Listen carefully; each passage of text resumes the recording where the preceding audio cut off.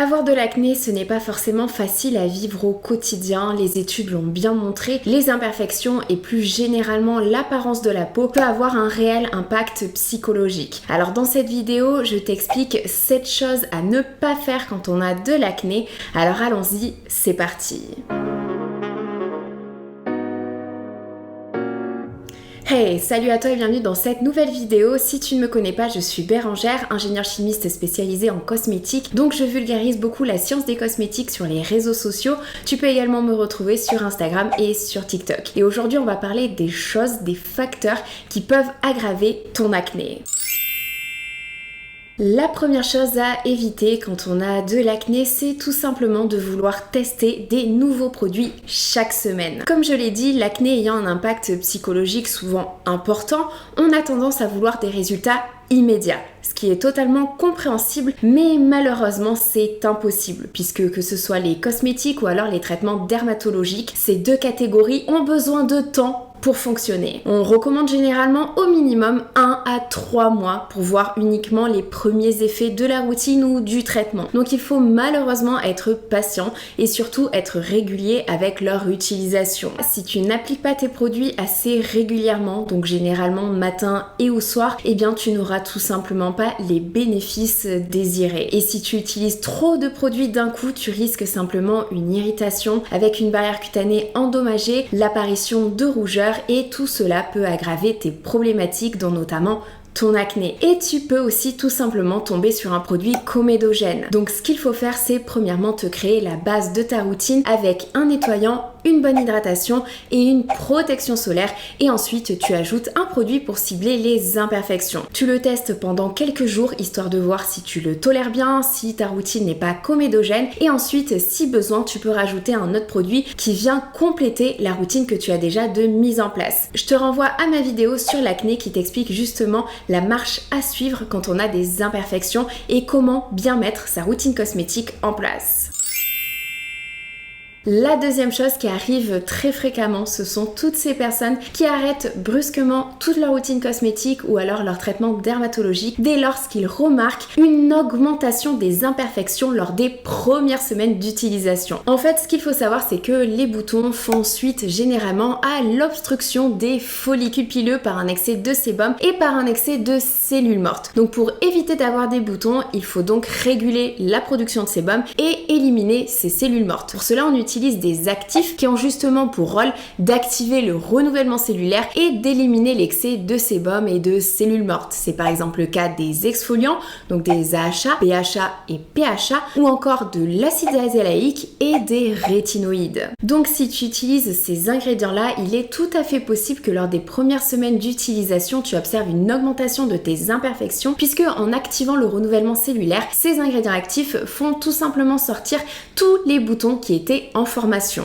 Et si c'est le cas, c'est tout simplement un signe que la routine fonctionne. Donc n'oublie pas qu'il peut être tout à fait normal d'avoir une augmentation des imperfections dans un premier temps avant de voir une amélioration. Mais attention, c'est valable uniquement pour les ingrédients actifs que je viens de citer. Si tu observes une aggravation de tes imperfections alors que tu n'utilises pas ces ingrédients actifs, c'est possible que ce soit pas une purge mais plutôt une irritation. Donc attention à ne pas confondre purge et irritation. C'est d'ailleurs pour cela que quand on se construit une routine cosmétique, il vaut mieux y aller pas à pas avant de tout tester d'un coup.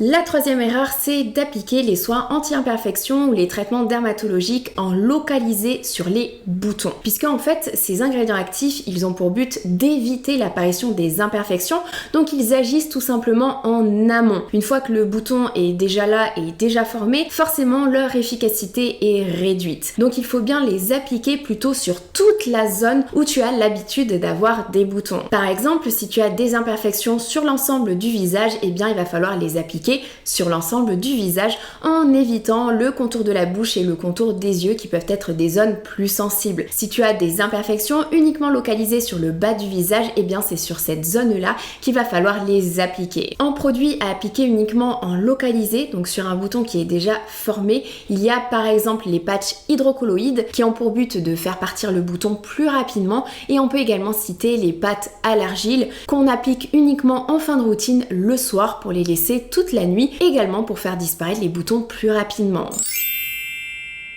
La quatrième erreur, c'est de vouloir se nettoyer le visage plus de fois qu'il ne le faudrait ou alors tout simplement pas assez. En fait, pour être honnête, on manque un petit peu de données concernant le nettoyage sur les peaux acnéiques. Mais ce qui ressort des études actuellement, c'est que pour les peaux qui ont tendance à avoir des boutons de type inflammatoire, il est préférable de se nettoyer matin et soir, car cela diminuerait justement l'apparition des imperfections par rapport à un nettoyage une seule fois par jour ou plusieurs fois par jour. Même si j'ai trouvé des études qui n'ont pas forcément remarqué une augmentation des imperfections lorsqu'on vient se nettoyer le visage plus de 2 fois par jour. Mais attention, étant donné que l'étape du nettoyage, ça reste quand même l'étape la plus traumatisante pour la peau, c'est quelque chose auquel il faut faire très attention. Et je recommande de se nettoyer le visage matin et soir lorsqu'on est sujet aux imperfections avec un nettoyant qui reste assez doux, qui est bien adapté à la peau. Bien évidemment, je parle ici que des peaux sujettes aux boutons. Pour les peaux qui n'ont pas de problématique particulière, le nettoyage le matin reste tout à fait optionnel suivant les préférences de chacun. La cinquième erreur, c'est de ne pas nettoyer régulièrement sa tête d'oreiller ainsi que ses ustensiles de maquillage, donc tout ce qui est pinceau, tout ce qui est éponge, puisque l'acné c'est une question d'hormones. Les hormones régulent par exemple la production de sébum qui peut amener justement à l'obstruction des pores comme on l'a vu, mais l'acné est aussi une question de bactéries. Donc il est préférable de faire attention à cela et de changer régulièrement sa tête d'oreiller et de nettoyer correctement ses pinceaux de maquillage. Ce que je fais personnellement, c'est que j'utilise premièrement plutôt une huile ou un baume démaquillant pour les nettoyer et ensuite j'applique mon gel moussant pour finir le nettoyage, donc je fais tout simplement un double nettoyage. Concernant la tête d'oreiller, il est également possible que les têtes d'oreiller en soie soient beaucoup plus adaptées aux peaux qui sont justement sujettes aux boutons. Et il y a désormais aussi des têtes d'oreiller avec du cuivre, puisque le cuivre peut posséder un effet antibactérien et il est d'ailleurs déjà utilisé dans le domaine médical pour cela.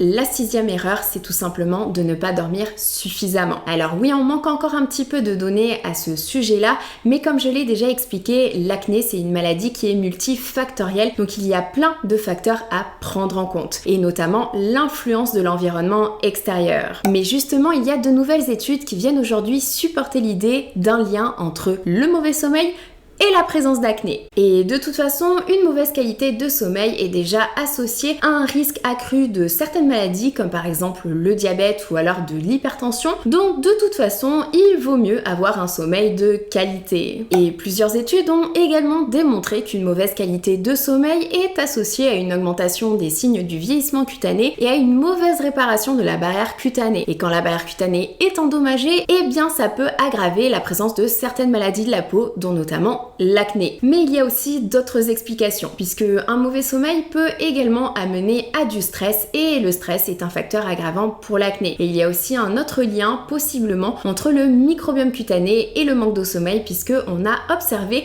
que le microbiome cutané, c'est-à-dire l'ensemble des micro-organismes qui vivent à la surface de la peau et qui sont justement super importants pour la santé de celle-ci, eh bien ce microbiome n'était pas forcément optimal chez les personnes en manque de sommeil.